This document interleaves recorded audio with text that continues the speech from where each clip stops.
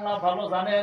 কিন্তু মানুষ একটা কথা ভাবে, আমি ছোট তিনি বড়, হয়তো বড় বুঝিল আমার আগে দুনিয়া থেকে বিদায় হব। এটা একটা বাপ মানুষের আছে না নাই গো? আল্লাহ মুরব্বীর দাড়ি পাইকে গেছে, রিটায়ার তো হয়ে গেছে, আল্লাহ গো তারপরেও তার মুরব্বীর কথা মনে পড়ে গেল।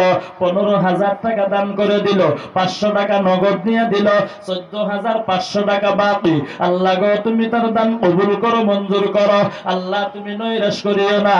আল্লাহ গো মুরব্বীর মুরব্বী যারা অন্ধকার কবরে, আল্লাহ তাদেরকে জান্নাতুল ফেরদাউস নসিব করো। আল্লাহ যারা দুনিয়ার মধ্যে আছে, আল্লাহ তাদেরকে দিনের দাঈ, দিনের মুজাহিদ বানাও। মুরব্বীর হায়াত দারাজ করো।